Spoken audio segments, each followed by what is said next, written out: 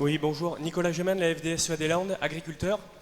Donc, quand vous avez présenté le projet, vous avez parlé de compensation écologique, mais je n'ai pas entendu dans votre présentation de compensation agricole. Est-ce que l'agriculture sera la variable d'ajustement ou la cinquième roue du carrosse? Et pour la réalisation de ce projet, vous avez parlé de défrichement, tant mieux. Mais nous, quand on est agriculteur, on a certaines difficultés pour pouvoir défricher. Et par rapport à cela, est-ce qu'on est tous égaux entre l'agriculture et un projet golfique? Et pour précision, tout à l'heure, vous avez parlé que quand on défrichait, on faisait du maïs. On ne fait pas que du maïs, on peut aussi faire des asperges et autre chose et des légumes. Hein. Et aussi, par rapport au maïs, il ne faut pas oublier que la Berry, Delpera, il transforme du canard. Et le canard, pour faire du canard gras, il faut du maïs, quoi. Donc sans maïs, c'est difficile de pouvoir avoir encore les entreprises comme Delpera et dans la zone. Voilà, merci. Merci. La Chambre d'agriculture est venue à toutes les réunions et nous sommes parfaitement d'accord avec elle. Il y avait un producteur qui posait problème, jusqu'à ce qu'on dise, bon, mais puisque ça vous pose tant de problèmes, on vous sort de la zone. Et le paradoxe, c'est que depuis qu'il est sorti de la zone, il voudrait y revenir. Et il y en a un qui n'y est pas, qui voudrait aussi y revenir. Je ne vous expliquerai pas pourquoi. Bon. Sur le défrichement, bien sûr que je vais vous répondre.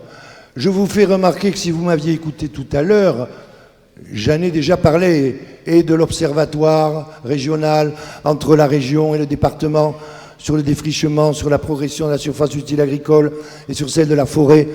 Et je peux vous dire que le problème, quoi? Non, alors ça compte pas.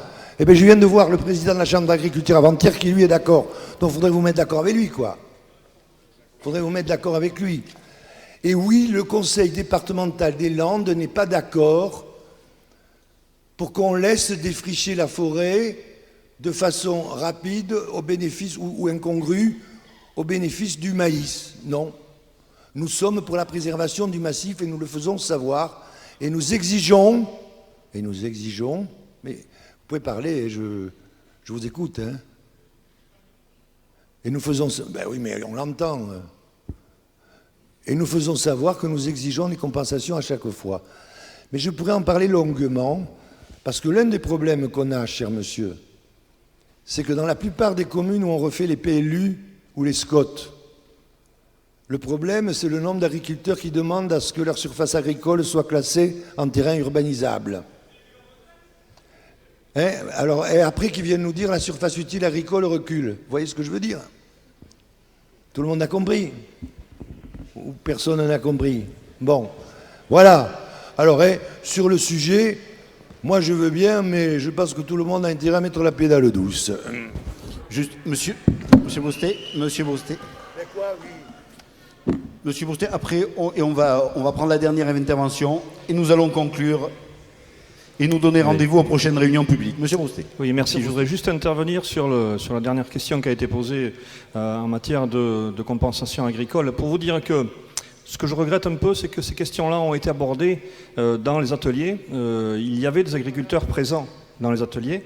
Nous en avons parlé, nous avons évoqué cette question et trouvé certainement des solutions lors de cette première phase de concertation.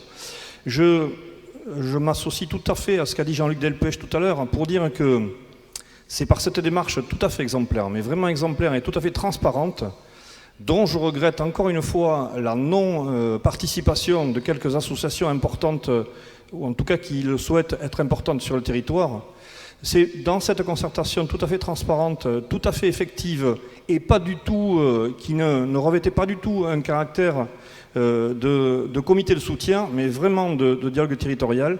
C'est dans cette concertation que nous avons pu évoquer tous ces problèmes-là et que peut-être certaines questions qui sont posées aujourd'hui on aurait pu déjà y répondre. Je voudrais dire aussi que si il vous a été présenté une étude tout à fait sérieuse sur les retombées économiques attendues, et là quelqu'un tout à l'heure a mis en cause le sérieux de ces études-là. Si c'est ces études-là qui sont tout à fait sérieuses, tout à fait argumentées, c'est parce que justement dans les ateliers, nous avons souhaité aussi avoir des réponses claires à des questions claires. Et notamment les personnes, les participants qui n'étaient pas forcément convaincus par le projet, ont souhaité justement avoir quelques éléments tout à fait factuels, basés sur des éléments réels, pour répondre à ces questions, notamment sur les conséquences en termes de développement économique du territoire. Voilà, moi je vous dis ça quand même parce que c'est, comme l'a dit Jean-Luc, c'est quand même la première fois sur notre territoire qu'on a un tel dialogue territorial. C'est d'ailleurs très intéressant d'avoir toutes les questions qui sont posées aujourd'hui. Ce qui est un peu dommage, c'est qu'effectivement, sur les questions de positionnement de principe, certaines associations, certaines personnes n'ont pas souhaité participer et être autour de la table pour évoquer les questions, non seulement celles qui étaient favorables, mais celles qui n'étaient pas aussi à cette démarche par rapport à ce projet. Voilà, donc merci à tous les participants et j'en suis très heureux d'y avoir participé. Je vous remercie. Il est 20h45. Nous allons terminer pour ce soir. Nous aurons 3 réunions publiques au mois de janvier, des permanences à Tos et sur d'autres communes.